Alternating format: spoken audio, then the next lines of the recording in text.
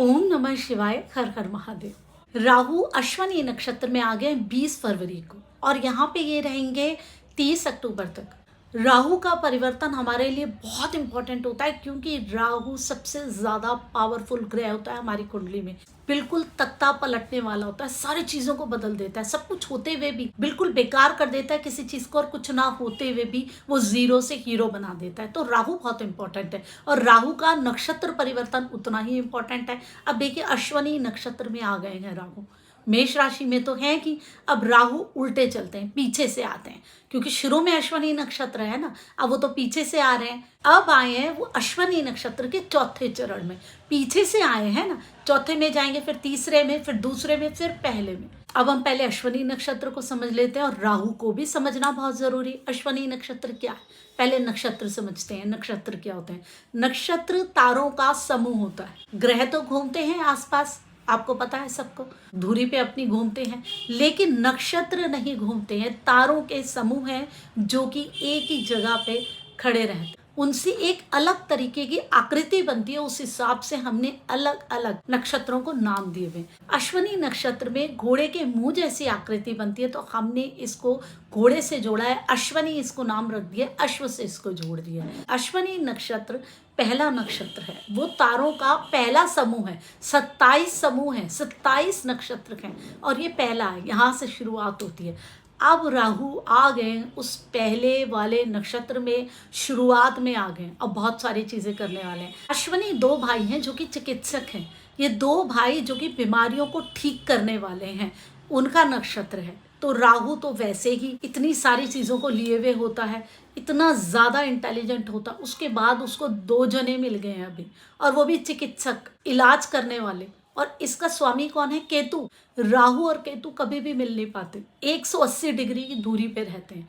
ये दोनों मिल जाए तो क्या नहीं कर लें। केतु तो वैसे ही स्वाति नक्षत्र में चल रहे हैं, जिसकी मैंने पहले वीडियो बनाई हुई है अभी गोचर में, और हम अब देख रहे हैं कि ये राहु भी अश्वनी में आ गए। मतलब अब राहु केतु पूरी तरीके से एक दूसरे के साथ घुल मिल गए। राहु जब अश्वनी नक्षत्र में आएंगे तो बहुत सारी बीमारियों के इलाज लेकर के आएंगे।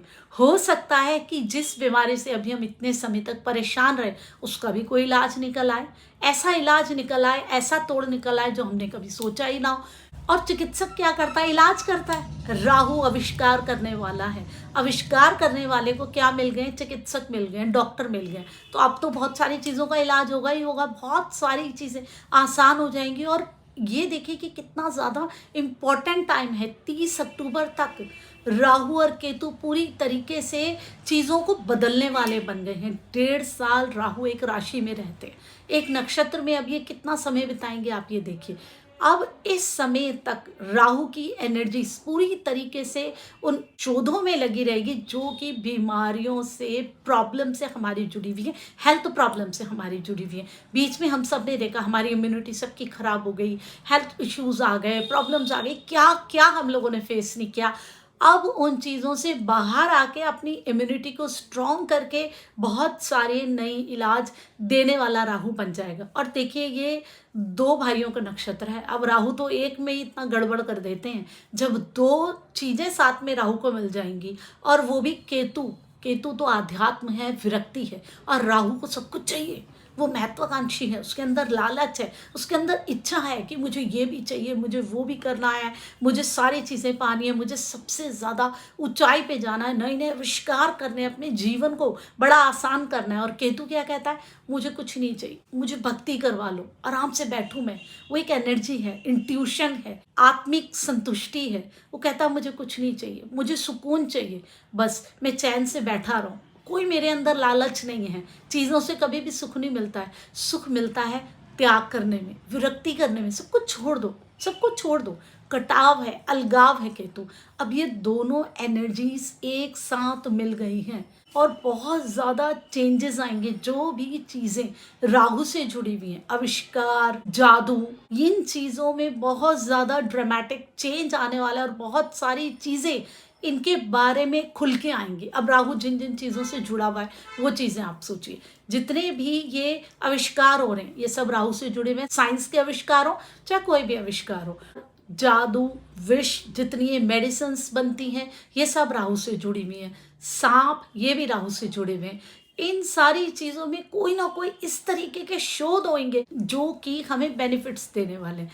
अब देखिए, महत्वाकांक्षी तो सभी होते हैं, ठीक है, लेकिन महत्वाकांक्षा क्या करती है, लालच भर देती है, और वो लालच व्यक्ति से गलत काम कराता है और व्यक्ति गलत काम करके फंसने लग जाता है। लेकिन अब जब केतु की एनर्जी 7 में आ गई है तो महत्वाकांक्षा के साथ विरक्ति की एनर्जी भी आएगी।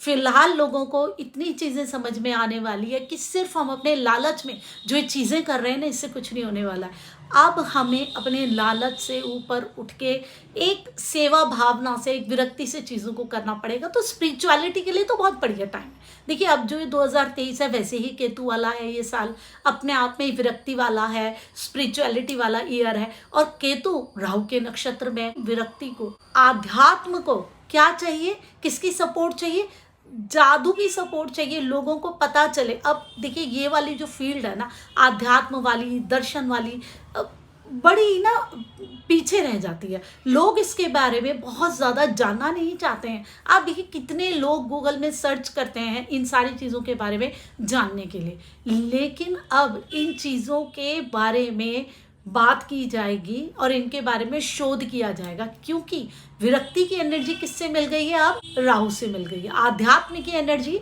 शोध में आ गई है। ये जितने भी आध्यात्म की फील्ड हैं, इन सारी चीज़ों से जुड़ी हुई चीज़ों में भी लोग तर्क ढूंढेंगे, शोध करेंगे, फिर समझेंगे कि आखिर ये चीज़ें क्या है। अभी तक तो बस इनको बोल के कि नहीं ये कुछ नहीं होता, ऐसे ही छोड़ दिया गया था, लेकिन अब ऐसा नहीं होगा। अब क्या होगा, इन चीज़ों में भी लोग शोध करेंगे, इसको भी साबित करने की कोशिश करेंगे, इसको भी लॉजिक से जोड़ेंगे, क्योंकि राहु कभी भी ऐसी बातें नहीं करता, थोती बातें नहीं करता, वो वैज्ञानिक तथ्यों पे बातें करता है। उसको चीज़ों को बिल्कुल पूर्ण रूप में चाहिए, उसको उस मुकाम पे पहुंचना है जब कोई भी नहीं पहुंचा है। तो अब आध्यात्म भी अपने उस मुकाम पे पहुंचने वाला है। अभी जब मैंने शनि की वीडियो बनाई थी तो मैंने आपको क्या कहा था कि अब ये 2.5 साल जो कुंभ राशि में रहने वाले हैं ना शनि, तो वो परंपराओं से जुड़े हुए हैं। अभी गुरु हैं मीन राशि में, वो जुड़े हुए हमारे संस्कारों से। तो हमारी जो परंपराएं हैं पुरानी वापस आ जाएंगी पूरी 2.5 साल में, जब तक यहाँ पे रहने वाले हैं शनि। अब ये राहु इस काम को और आगे बढ़ाने वाले, अब ये आध्यात्म में शोध करने वाले। अब आध्यात्म में साथ में आने वाला है चमत्कार, जादू, बहुत सारी नई नई चीज़ें, और उसके बारे में शोध होगा, बातें होंगी। सिर्फ यूं ही नहीं हो जाएंगी कोई भी चीज़ें, क्योंकि राहु हवा में बातें नहीं करता, चीज़ों को साबित भी करता है। अगर राहु अच्छा हो तो यहाँ तो खराब हो ही नहीं सकता ना, केतु के नक्षत्र में कैसे खराब होगा, और यहाँ पूर्णता मिल जाएगी।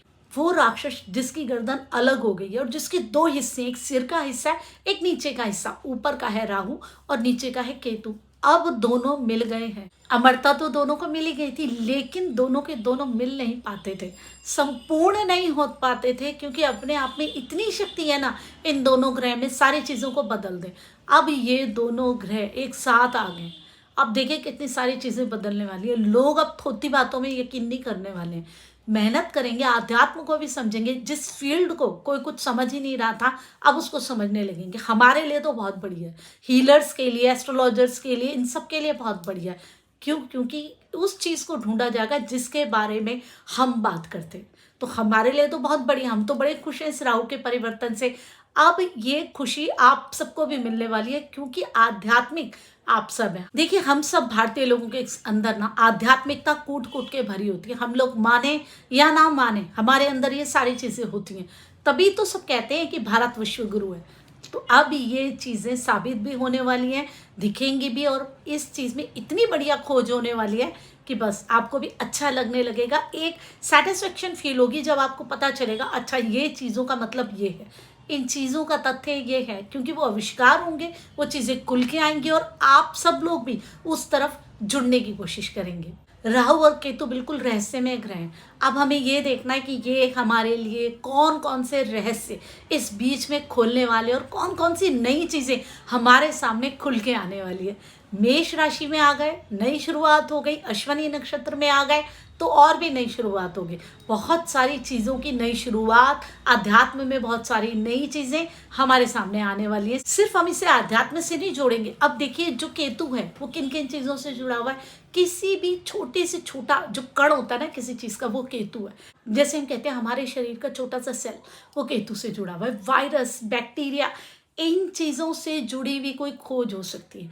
अब जब हम बात करते हैं हमारे शरीर के सेल की बात, तो एक बीमारी कैंसर जो कि इसी से जुड़ी हुई है, क्या पता उससे जुड़े हुए और अच्छे शोध हो जाएं और अच्छे इलाज निकल जाएं। क्या पता उसको ठीक करने के लिए ऐसा इलाज आ जाए कि पेशेंट को उतनी तकलीफ ना हो जितनी अभी हो रही है। ये भी हो सकता है। तो ये उन छोटी छोटी चीज़ों से जुड़े हुए जो भी चीज़ें हैं उसमें आविष्कार लेकर के आएगा। चाहे वो आध्यात्म हो, रहस्य की चीज़ें, चाहे छोटे छोटे कण हो, चाहे वो बीमारी हो। और जैसे मैंने आपको एक वीडियो में बताया भी था, जैसे घड़ी के छोटे छोटे से कलपुर्जे होते हैं, उनसे भी जुड़ा हुआ है। केतु कट है, सर्जरी से भी जुड़ा हुआ है। क्या पता कुछ इस तरीके की सर्जरी हो जाए, इस समय पे इजाद हो जाए जो कि हमने कभी सोची ही नहीं थी। बहुत छोटे तरीके से, उसमें बहुत कम कट करना पड़ता और बड़ी बड़ी सर्जरी भी इस तरीके से हो सकती हैं।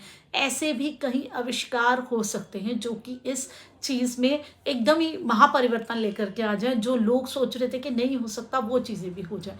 तो अब हमने ये देखना है कि इस समय में हमें केतु और राहु क्या देने वाले हैं। राहु का ये परिवर्तन केतु के साथ मिलके हमारे को कौन कौन से नए आविष्कार, कौन कौन सी नई खोजें, कौन कौन सी नई चीज़ें देने वाले हैं। देखिए राहु अगर पॉजिटिव हो, अच्छा हो, फिर तो इतना दे के आप सोच भी नहीं सकते। बुरा हो तो इतना बुरा बना दे कि आप कल्पना भी नहीं कर सकते। तो हम यही करेंगे कि हम अपने राहु को अच्छा ही बनाने की कोशिश करेंगे।